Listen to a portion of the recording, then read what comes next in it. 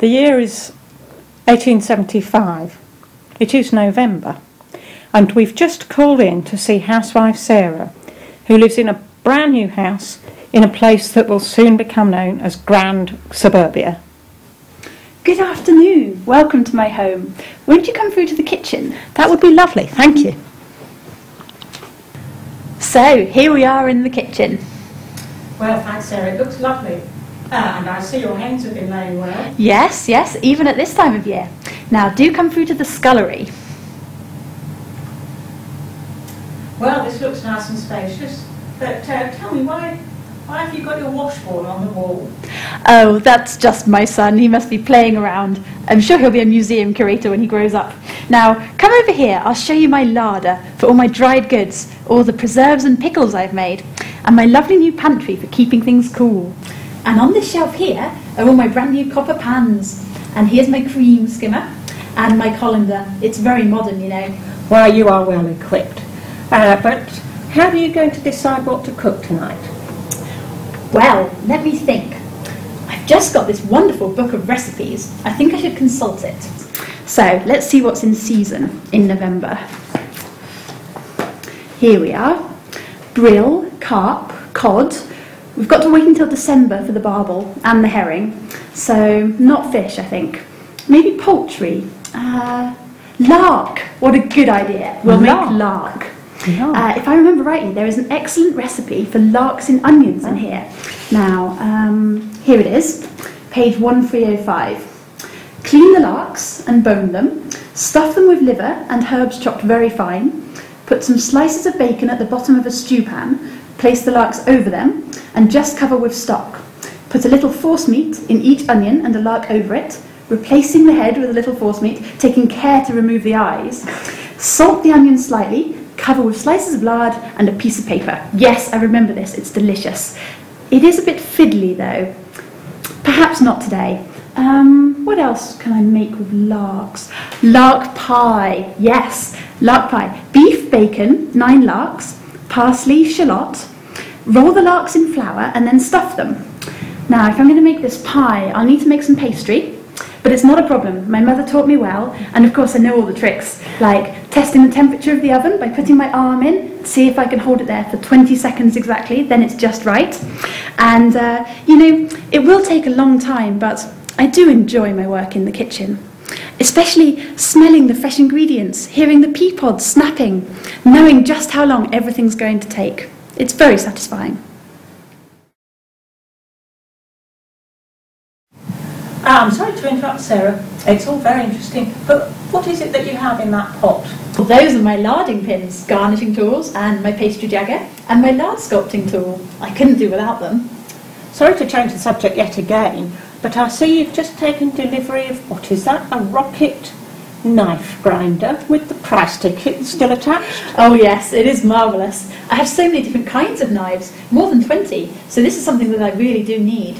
And what's more, I do think it's important to keep up with Mr. and Mrs. Jones, who've just moved in next door.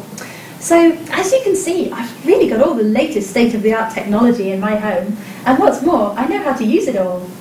That's certainly right. I have no idea what half of these things are. Sarah, what's the one on the top right?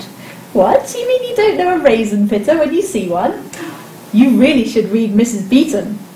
After all, she has such good advice about the moral and ideological significance of the domestic arts.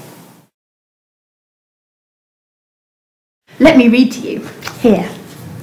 What moved me to attempt to work like this, she says, was the discomfort and suffering which I had seen brought upon men and women by household mismanagement. I have always thought that there is no more fruitful source of family discontent than a housewife's badly cooked dinners and untidy ways. A mistress must be thoroughly acquainted with the theory and practice of cookery, as well as be perfectly conversant with all the other arts of making and keeping a comfortable home. I couldn't agree more. Thanks for the advice and for the tour. That pie certainly smells good, even from this distance. Now let us fast forward to Sam, who lives in 2011.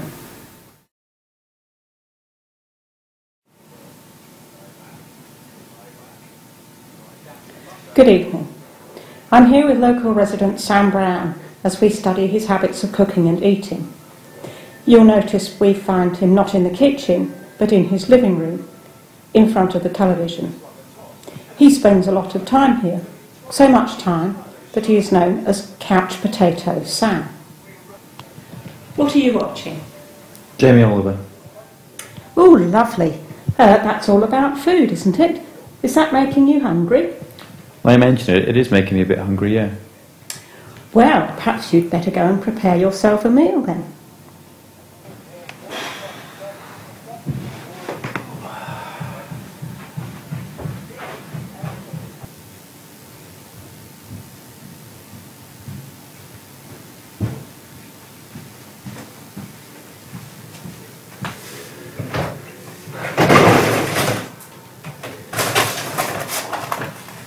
Chicken Supreme, 8 minutes, full power. Lark pie, 3 hours, no way. I think I'll go for something traditional.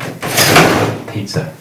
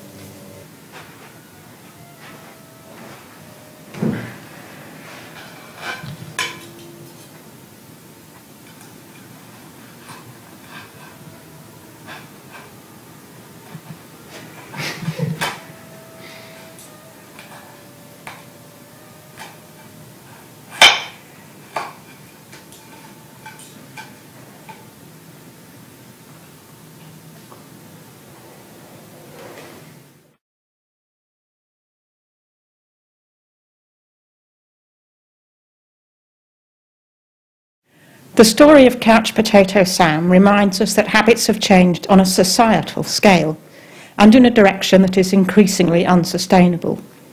It is true that larks are no longer on the menu, but the environmental burden of Sam's diet is more extensive and more distributed than was the case with housewife Sarah. That's important. But the real point of their story was to remind us that change on this scale is not a matter of individual choice. The cooking and eating routines we have seen depend on really different infrastructures, skills, and shared ideas about what makes a normal meal.